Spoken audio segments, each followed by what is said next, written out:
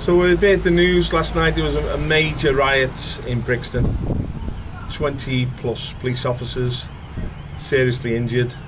An out of control mob, mainly young black men on the rampage. Becoming a familiar sight in London. Something's going on, isn't there? Something very strange. We're being attacked, constantly attacked, simply for who we are. For being British in our own country. Everything we value, our history, is being sort of rubbished, dragged through the mud. Somehow we're villains at every turn. And we've got a population that's come amongst us that culturally wants to overthrow us. Demographically, it's turning our cities upside down.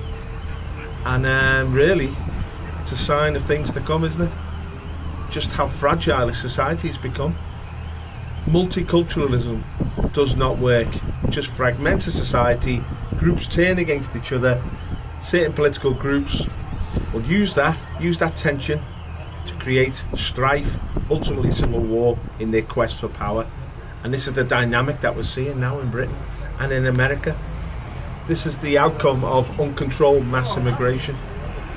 This is the outcome of pitting alien cultures against our native European Christian culture, which we were all very comfortable with and which has been very fruitful for us over the centuries.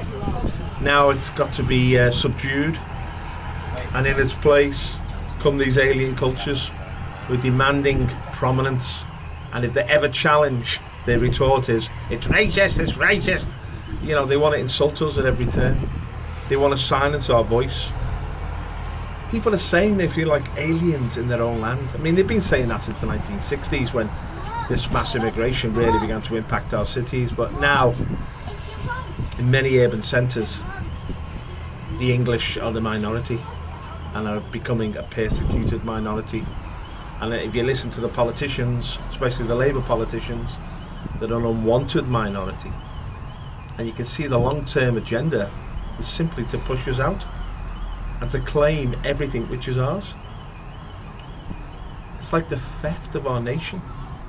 We're being dispossessed and replaced in our own land.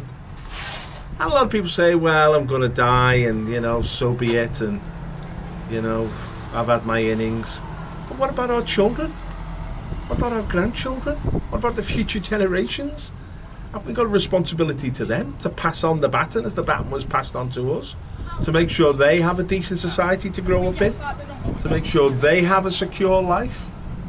It's like we've abandoned our responsibility. And do the politicians want to discuss this? Do the politicians even want to acknowledge this? The answer is no. They run away from the issue and they join in the insults.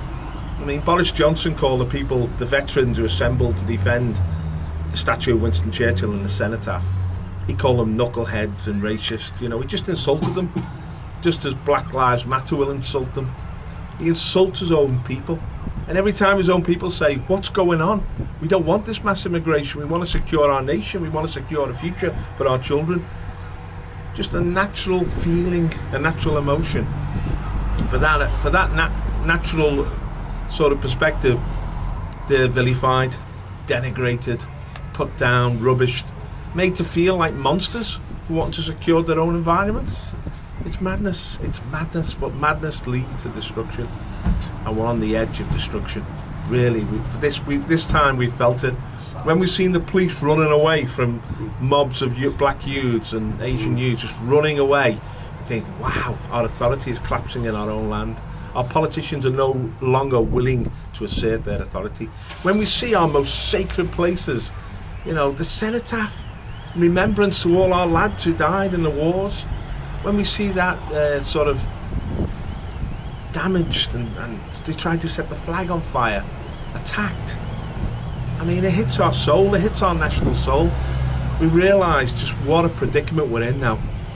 If they will do that to the cenotaph, what won't they do? What lies in store for us? Crushing defeat, crushing humiliation. I mean, they talk about slavery. In many Islamic nations, there's slavery now, there's slavery today. Islam has never said slavery is wrong. Islam believes in slavery, and Islam is on the move. Are we to be the slaves of the future? Are our children to be bound in chains? And there be no mercy There'll be no mercy when that happens. There'll be no mercy for us. There'll be no Christian conscience, no Christian compassion. No. Even in the days of slavery, Christians in this country like William Wilberforce rose up against it, made sure that they were treated well, and that it was ended. But there'll be no knight in shining armour to defend our children, our future generations. It's grim. Unless we can assert ourselves and find a voice, a Donald Trump, an Enoch Powell, someone of significance to rally the British people in defence of our homeland and stop this mass immigration. Unless that happens soon, the future looks grim. But the people of Europe aren't finished yet, and they will stay, and there will be a battle before we let it go. Thank you.